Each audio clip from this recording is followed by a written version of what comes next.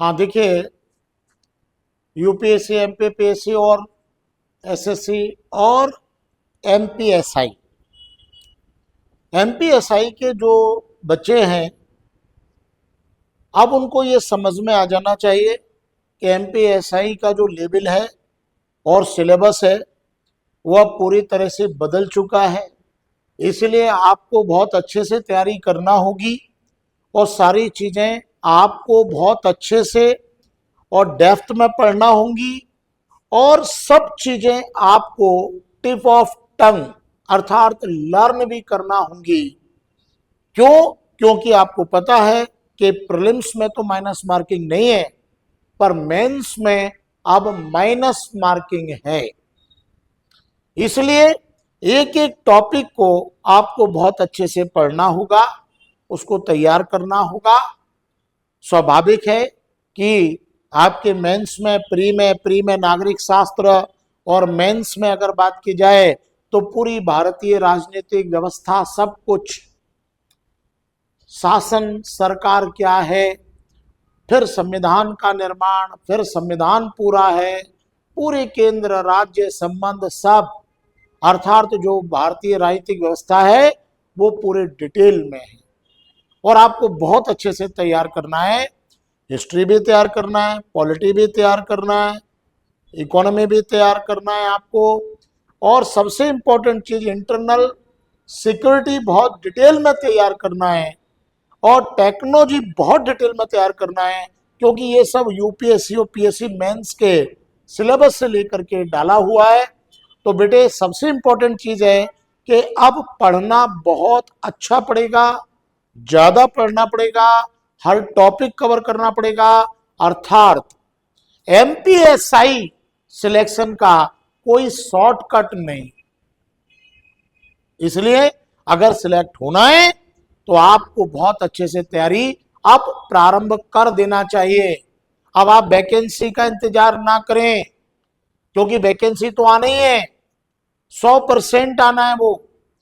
अभी इस महीने, अगले महीने आ जाएगी 100%, और इसका एग्जाम भी जुलाई में होना चाहिए, तो टाइम भी आपको पर्याप्त मिलेगा। प्री और मेंस होगा उसके आगे 2-3 महीने बाद, तो अभी से लेकर के आपको मेंस तक बहुत समय, लेकिन सिलेबस इतना ज्यादा है कि आज से अगर आपने रात दिन मेहनत नहीं की तो आप एमपीएसआई में सिलेक्शन से वंचित भी रह सकते हैं। और मैं ऐसा मानता हूं कि अवसर कम मिलते हैं, इसीलिए अवसर कभी भी गंवाना नहीं चाहिए। अगर हम चाहते हैं कि हम पुलिस सेवा में जाएं, हम थानेदार बने, सब इंस्पेक्टर बने, तो हमको अब सब छोड़ करके अब पढ़ाई में जुट जाना चाहिए।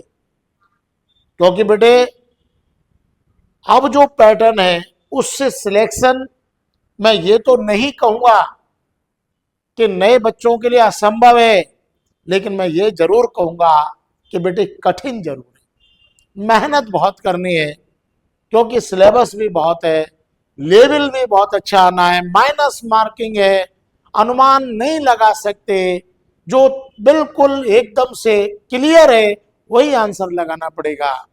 ठीक है, तो बेटे इस चीज को आप थोड़ा समझिए और गंभीरता से ही आप एमपीएसआई को लीजिए और शॉर्टकट के चक्कर में मत पड़िए ना। थोड़ा सा त्याग, थोड़ी तपस्या, मेहनत और 100% सफलता। तो बेटे मेहनत करो, सब छोड़ दो और प्रयास करो कि ऑफलाइन ही पढ़ें, क्योंकि बेटे टीचर को अब इतने सारे टॉपिक हैं कि वो आपके केवल और केवल ये टॉपिक बेटे आपके उस टाइप के नहीं है कि जो केवल आपको जो है फैक्ट करा दिया जाए। ये सारे टॉपिक कंसेप्चुअल है, इनमें आपको कॉन्सेप्ट भी क्लियर करना पड़ेगा, पता नहीं कहाँ से उठा करके कौन सा क्वेश्चन रखेंगे। तो एक सबसे इंपॉर्टेंट चीज है बेटे कि अब आपको डेप्थ में मेहनत भी करना है, कॉन्सेप्ट भी क्लियर करना है और फैक्ट भी आपको याद करना है अच्छे से। ठीक है बेटे, थोड़ा सा मैं चर्चा आपसे इसी क्रम में करना चाह रहा हूं आज, और बड़े स्तर पर करेंगे आगे। आज मैं थोड़ा राज्य के बारे में आपको बता रहा था कि देखिए, जब शुरुआत होती है कि किसी भी देश की राजनीतिक व्यवस्था किसी भी देश की राज्य व्यवस्था, तो ये राज्य व्यवस्था तो ठीक है, पर ये राज्य क्या है, ये राज्य है क्या है? बेसिकली जब राज्य की बात की जाती है तो राज्य का तात्पर्य कहीं भी किसी प्रांत से नहीं। राज्य का मतलब है कि एक विशेष प्रकार की राजनीतिक संरचना, एक विशेष प्रकार की राजनीतिक संरचना, पॉलिटिकल स्ट्रक्चर। स्वाभाविक है कि यह एक अमूर्त एब्स्ट्रैक्ट कॉन्सेप्ट है, अवधारणा जो महसूस होती है पर दिखाई नहीं देती। इसलिए जब राज्य की बात करते हैं तो राज्य को उसके तत्वों के आधार पर हम समझते हैं। जैसे राज्य के जब हम तत्वों की बात करते हैं कि राज्य के तत्व कौन कौन से, तो देखिए राज्य होने के लिए क्या क्या चीज आवश्यक है। राज्य होने के लिए सबसे इंपॉर्टेंट चीज है एक सामान्यतः निश्चित भूभाग, अर्थात एक फिक्स ज्योग्राफिक एरिया होना चाहिए। सबसे इंपॉर्टेंट चीज है, क्योंकि अगर एक निश्चित भूभाग ही नहीं है तो फिर सामान्यतः व्यवस्था किसकी बनाएंगे। तो स्वाभाविक है एक निश्चित भूभाग होना चाहिए। अगर निश्चित भूभाग है तो भाई कोई भी नियम विनियम कानून किसके लिए बनाना है, लोगों को अनुशासित करना है, तो लोग तो होना चाहिए। तो स्वाभाविक है कि राज्य का दूसरा अनिवार्य तंत्र है जनसंख्या। अगर मान के चलो कि आपके पास निश्चित भूखंड है, ज्योग्राफिक एरिया है, लेकिन वहां जनसंख्या ही नहीं, लोग ही नहीं है, तो वहां पर बेटे किसी भी प्रकार की व्यवस्था का कोई फायदा ही नहीं। अब अंटार्कटिका पर जाकर के या रेगिस्तान में जाकर के अगर हम सरकार की बात करें तो वहां इसका कोई अर्थ ही नहीं। ठीक है, तो बेटे सबसे इंपॉर्टेंट क्या है राज्य के लिए कि यहां पर जनसंख्या होना चाहिए, पॉपुलेशन होना चाहिए, लोग होना चाहिए। और इसके साथ साथ अब जो लोग हैं उन सारे लोगों को व्यवस्थित करने के लिए, उनके लिए विधिक निर्णय लेने के लिए, उनके क्रियान्वयन के लिए एक सरकार, एक शासन होना चाहिए। ठीक है, तो जब भी हम सरकार की बात करते हैं कि भाई ये सरकार क्या है, ये शासन क्या है। शासन क्या है भाई, सरकार क्या है? सरकार का मतलब एक ऐसा वैधानिक निकाय जिसके पास निर्णय लेने की, अर्थात विधि बनाने की और उसके क्रियान्वयन की, उसके एग्जीक्यूशन की पूरी सत्ता प्राप्त हो, अथॉरिटी प्राप्त हो। अर्थात ऐसा वैधानिक निकाय जो निर्णय ले सके, विधि बना सके, उस विधि को, लॉ को एग्जीक्यूट कर सके, उसको क्रियान्वित कर सके, वो सामान्यता कहलाती है सरकार। सरकार में सत्ता निहित होती, क्या निहित होती है? सत्ता। अब कभी कभी बात आ जाती है कि भाई शक्ति और सत्ता में क्या अंतर है। तो देखिए, शक्ति व्यक्तिनिष्ठ होती है, लेकिन सत्ता जो होती है वो सामान्यतः पदनिष्ठ होती है। सत्ता हमेशा पद में होती है, सत्ता हमेशा वैधानिक होती है, शक्ति का वैधानिक होना आवश्यक नहीं। अगर कल्लू पहलवान किसी मोहल्ले में जाकर के अगर हफ्ता वसूल करता है तो ये शक्ति का प्रदर्शन। और वहीं पर अगर इनकम टैक्स की टीम जाकर के रेट डालती है और वो अगर राजस्व वसूल करती है, टैक्स वसूल करती है, तो ये सत्ता का एग्जाम्पल है। इसीलिए सरकार में सत्ता होती है। ये बात अलग है कि शक्ति ही सत्ता को जन्म देती है, लेकिन सत्ता केवल शक्ति नहीं, ये वैधानिक शक्ति है, ये लीगल पावर है। तो स्वाभाविक है कि सरकार में सत्ता होती है और ये सत्ता आवश्यक है, नहीं तो लोग बात ही नहीं मानेंगे, व्यवस्था ही नहीं बनेगी। तो व्यवस्था बनाने के लिए सरकार होना चाहिए। अब अगर लोकतंत्रात्मक व्यवस्था की बात की जाए तो जनता के द्वारा चुनी हुई सरकार होना चाहिए। तो स्वाभाविक है कि सरकार की जब हम बात करते हैं कि सरकार क्या है, तो सरकार के 3 अंग होते हैं। सरकार के 3 अंग, लेजिस्लेटिव, आप देख रहे हैं सरकार के 3 अंगों में लेजिस्लेटिव अर्थात व्यवस्थापिका। व्यवस्थापिका का मतलब आप जान रहे हैं, व्यवस्था बनाने वाले लोगों का समूह, अर्थात वे लोग जो लेजिस्लेचर का काम करते हैं, जो विधि निर्माण का काम करते हैं, जो विधान के निर्माण का काम करते हैं, जो नीतियां बनाने का काम करते हैं, उनको सामान्यतः हम कहते हैं व्यवस्थापिका। जैसे भारत में संसद, पार्लियामेंट, ये विधि बनाने का काम करती है, लेजिस्लेचर का काम करती है, ये सामान्यतः लॉ बनाने का काम करती है, तो इसको हम कहेंगे सामान्यतः व्यवस्थापिका। और दूसरा जो है वह सरकार का अंग, वह कार्यपालिका। नाम से स्पष्ट है, कार्य करने वाले लोगों का समूह। कार्यपालिका की जब हम बात करते हैं तो कार्यपालिका बेसिकली यहां पर दो प्रकार की होती है। एक सामान्यतः जो कार्यपालिका है वो स्थायी कार्यपालिका होती है, वो परमानेंट एग्जीक्यूटिव है। स्थायी कार्यपालिका में सभी प्रशासनिक अधिकारी आते हैं, आप लोग सिलेक्ट होकर के जाओगे स्थायी कार्यपालिका में, जो कि सिलेक्शन होने के बाद 62 वर्ष तक अपने पद पर रहकर दायित्व निर्वहन करेंगे। और दूसरा सामान्यतः जो कार्यपालिका है वो होती है अस्थायी कार्यपालिका।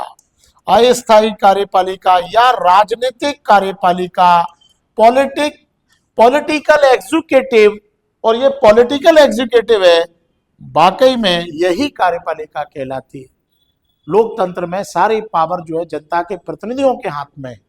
तो ये जो कार्यपालिका है ये अस्थायी है। क्यों?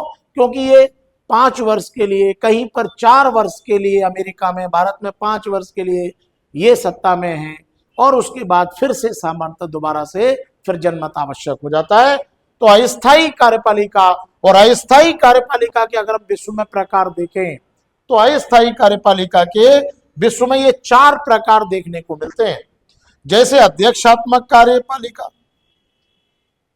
अध्यक्षात्मक अगर हम कार्यपालिका की बात करते हैं तो अध्यक्षात्मक कार्यपालिका का, इसको आप देख सकते हैं यूएसए में, अमेरिका में देख सकते हैं अध्यक्षात्मक कार्यपालिका, जिसमें सामान्यतः मुख्य कार्यपालक राष्ट्रपति जनता के द्वारा प्रत्यक्ष रूप से, अर्थात जो है निर्वाचक मंडल के द्वारा चुना गया व्यक्ति होता है, और वह नाम मात्र की वास्तविक कार्यपालिका नहीं पाई जाती है, केवल एक ही पाई जाती है, और वहां का राष्ट्रपति अपनी इच्छा से अपने मंत्रिमंडल का गठन करता है, और किसी भी मंत्री को वहां की कांग्रेस का, वहां की संसद का नाम कांग्रेस है, वहां की कांग्रेस का मेंबर होना आवश्यक नहीं है। तो स्वाभाविक है कि अध्यक्षात्मक कार्यपालिका, इसके अपने गुण दोष होते हैं। दूसरा संसदीय कार्यपालिका, स्वाभाविक है यूके, अर्थात अगर आप देखें ब्रिटेन में, भारत में है, ठीक ना, संसदीय कार्यपालिका। तो संसदीय कार्यपालिका का मतलब है कि इसमें नाम मात्र की और वास्तविक कार्यपालिका होती है। नाम मात्र का प्रमुख भारत का राष्ट्रपति होता है, वास्तविक कार्यपालक के रूप में मंत्री परिषद, काउंसिल ऑफ मिनिस्टर्स, और उसके मुखिया के रूप में, चीफ के रूप में प्रधानमंत्री होता है। ठीक है, तो यह संसदीय कार्यपालिका भारत जैसे देशों में, इसके अपने लाभ भी हैं, दोष भी हैं, स्वाभाविक है। और इसके आगे अगर हम देखें तो यह लिखा हुआ है ड्वेल एग्जीक्यूटिव। ड्वेल एग्जीक्यूटिव का मतलब हो गया दोहरी कार्यपालिका, अर्थात फ्रांस में अगर जाकर के हम देखें तो फ्रांस के अंदर जो कार्यपालिका है वो सामान्यतः अध्यक्षात्मक संसदीय दोनों का मिक्सचर है, अर्थात वहां पर जो राष्ट्रपति है वो अध्यक्षात्मक शासन, अध्यक्षात्मक जो है कार्यपालिका की तरह चुन करके आता है, और वहां का जो प्रधानमंत्री है वो संसदीय कार्यपालिका की तरह चुन करके आता है। स्वाभाविक है दोनों के बीच में शक्तियों का स्पष्ट बंटवारा रहता है। ठीक है, इसके साथ साथ ये कहां पर है, ये फ्रांस में, ये फ्रांस में दोहरी कार्यपालिका। और इसके साथ साथ ये चौथे प्रकार की जो कार्यपालिका आप देख रहे हैं, ये प्लूरल एग्जीक्यूटिव, अर्थात बहुल कार्यपालिका। प्लूरल एग्जीक्यूटिव ये सामान्यतः छोटे देशों में पाई जाती है, जैसे ये स्विट्जरलैंड में है। ये कहां पर है, स्विट्जरलैंड। स्विट्जरलैंड में सामान्यतः इस प्रकार की कार्यपालिका पाई जाती है। वहां पर मंत्री परिषद में 7 सदस्य होते हैं, और स्वाभाविक है कार्यकाल 7 वर्ष होता है, और एक एक साल के लिए प्रत्येक व्यक्ति को इस मंत्री परिषद का मुखिया बनाया जाता है, पीएम बनाया जाता है। और यहाँ पर रिकॉल सिस्टम भी है, अगर जनता चाहे तो बीच में ही अपने प्रतिनिधियों को वापस बुला के दूसरे को भेज सकती है। तो जहां पर बहुत सारे अलग अलग एक एक साल के लिए कार्यपालिका के मुखिया बनते हैं, सभी को बराबर से अवसर दिया जाता है, तो ऐसी जो व्यवस्था उसको हम कहते हैं बहुल कार्यपालिका। तो इस प्रकार से अगर हम कार्यपालिका के अंदर जाएं तो राजनीतिक कार्यपालिका 4 प्रकार की, अध्यक्षात्मक, संसदीय, दोहरी कार्यपालिका, बहुल कार्यपालिका। अब इसके साथ साथ इनके गुण दोष पर चर्चा बाद में कभी करेंगे, इसके साथ ही शासन की प्रणालियों पर अब चर्चा करेंगे कि विश्व में सभी देशों में शासन की जो प्रणाली है वो सामान्यतः कौन कौन सी पाई जाती है, कितने प्रकार की है, किस किस आधार पर है, और उनके अपने जो है वह लाभ क्या है, दोष क्या है, विशेषताएं क्या है। दोस्तों, जब भी अगली मुलाकात होगी मैं आपको विश्व की शासन प्रणालियों को बहुत डिटेल में समझाऊंगा। धन्यवाद।